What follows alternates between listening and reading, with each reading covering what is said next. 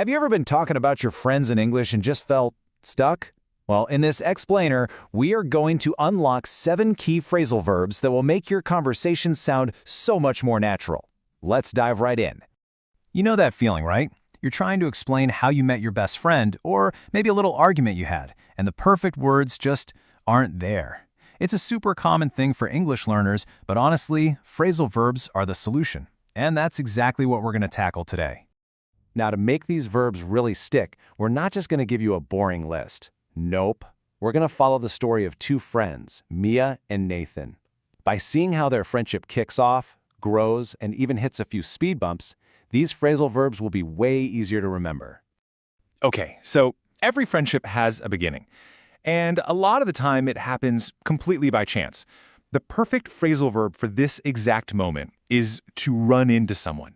It just means you meet them totally unexpectedly with no plan at all. And this is exactly how our story starts. Let's picture it. Mia and Nathan were friends as kids, but lost touch. Then one day, totally out of the blue, they ran into each other in a coffee shop. That one little moment of chance started their whole friendship all over again. So you run into someone, but that doesn't automatically make you friends, right? The next super important step is that you have to get on with them. This is that magic click, you know? It means you have a great connection and you just really enjoy being around each other. And that's what happened with Mia and Nathan. After they ran into each other, they got to talking and realized they instantly got on. Just like in this example, they had similar personalities, the same weird sense of humor, and just like that, the friendship was officially on. All right, so the friendship is born, but how does it actually grow and stay strong? Let's jump into the next part of Mia and Nathan's story, the good times. This one is huge. You'll hear it all the time. When you hang out with someone, you're just spending casual, relaxed time together.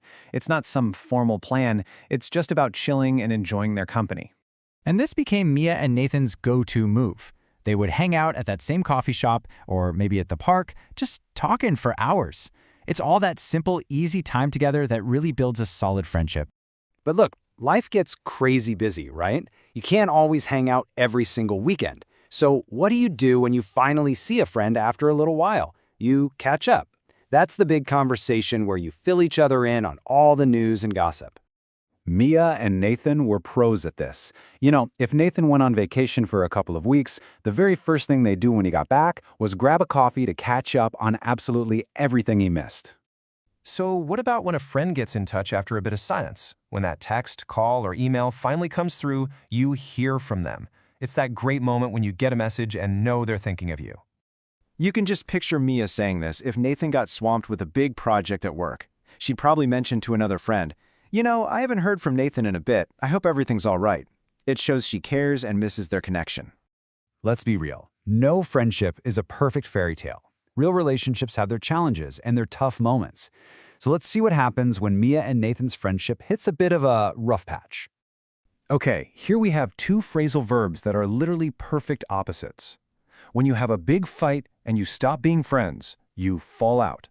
But when you finally fix things and become friends again, you make up. They're like 2 sides of the same coin. And yep, this is a major turning point in our story. Mia and Nathan actually fell out. And the reason was pretty serious. Mia lied about something big and then didn't apologize for it. That argument was enough to press pause on their friendship for a while. But thankfully, the story does have a happy ending. Just like the siblings in this example, Mia and Nathan did eventually make up. It probably took some time and a really genuine apology from Mia, but they were able to fix things and repair their friendship. Okay, so we've seen these verbs in a real story. Now, to make sure you can use them like a pro, let's go over a couple of super simple grammar tips. Don't worry, this is the easy part. This looks complicated, but it's really not, I promise. Think about make up. The verb is make up something. Because the something is in the middle, you can separate it. You could say, they made up the story. Or you could split it, they made the story up. Both are totally correct. But now look at a verb like get on with someone. The someone is at the end. That means you can't separate it. You have to say, I get on with my friend. You can never say, I get my friend on with. See? Simple. So let's do a super quick final recap. We followed a whole friendship from start to finish. Mia and Nathan ran into each other, they realized they got on really well, and they started to hang out. They always made time to catch up and waited to hear from each other. And yeah, even though they did fall out, in the end, they managed to make up. 7 verbs, 1 complete story. And there you have it. You now have this awesome toolkit of verbs to talk about your own friends and sound completely natural doing it. So the only question left is, which one are you going to use first?